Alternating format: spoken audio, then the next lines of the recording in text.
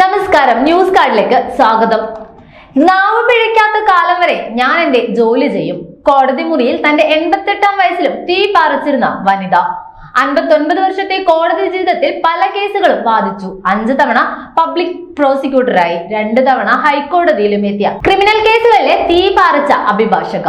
Municipal കോടതിയിലെ clerk ജോലി ഉപേക്ഷിച്ച് ഭർത്താവിനൊപ്പം വക്കീലായ പെൺസിംഹം. അഭിഭാഷക വൃത്തിയിൽ 59 വർഷം പൂർത്തിയാക്കിയ വാക്ചാതുരി. അന്തരിച്ച വഞ്ചിയൂർ കോടതിയിലെ മുതിർന്ന ക്രിമിനൽ അഭിഭാഷകയ്ക്ക് അന്ത്യാഞ്ജലി.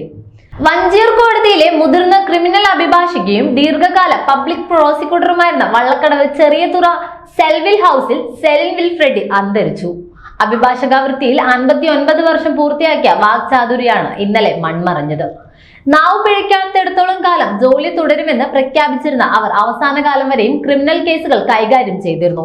ക്രിമിനൽ കേസുകൾ കൈകാര്യം ചെയ്യുന്നതിൽ പ്രഗത്ഭയായിരുന്ന ഈ പെൺസിംഹം 1959 പയ്യന്നൂർ മുനിസിപ്പൽ കോടതിയിൽ ക്ലർക്കായിട്ടാണ് ഔദ്യോഗിക ജീവിതം തുടങ്ങിയത്. പ്രായമായ അമ്മയെ നോക്കാൻ തിരുവനന്തപുരത്തേക്ക് സ്ഥലം മാറ്റം ആവശ്യപ്പെട്ടെങ്കിലും ഓരോ ജില്ലയിൽ 3 വർഷം ജോലി ചെയ്യണമെന്ന വ്യവസ്ഥ തടസ്സമായി. പരിഹാരത്തിനായി ഭർത്താവും വലിയതുറ ഹൈസ്കൂളിലെ അധ്യാപകനുമായിരുന്ന വിൽഫ്രഡ് സെബാസ്റ്റ്യനൊപ്പം ഇന്ത്യയിലെ ആദ്യത്തെ വനിതാ ജഡ്ജായ അന്ന ചാണ്ടിയെ കണ്ട് പ്രശ്നം അവതരിപ്പിച്ചു. അന്ന ചാണ്ടിയിൽ നിന്ന് പ്രചോദനം ഉൾക്കൊണ്ട സെലിൻ ജോലിയിൽ നിന്ന് അവധിയെടുത്ത് ഭർത്താവിനൊപ്പം നിയമ വിദ്യാർത്ഥിയായി. തിരുവനന്തപുരം ഗവൺമെന്റ് ലോ കോളേജിൽ നിന്ന് പഠനം പൂർത്തിയാക്കിയ ശേഷം 1965 ഇരുവരും ഒന്നിച്ചാണ് എൻറോൾ ചെയ്തത്. വഞ്ചിയൂർ കോടതിയിൽ മുതിർന്ന അഭിഭാഷകൻ കെ വേലപ്പൻ നായർക്ക് കീഴിൽ സെലിൻ പ്രാക്ടീസ് തുടങ്ങി ജോലിയിൽ പ്രാഗൽഭ്യം തെളിയിച്ചു. ക്രിമിനൽ കേസുകളിലായിരുന്നു സെലിന് താല്പര്യം. 7 വർഷത്തിനു ശേഷം ഇരുവരെയും പബ്ലിക് പ്രോസിക്യൂട്ടർമാരുടെ പാനലിൽ ഉൾപ്പെടുത്തി.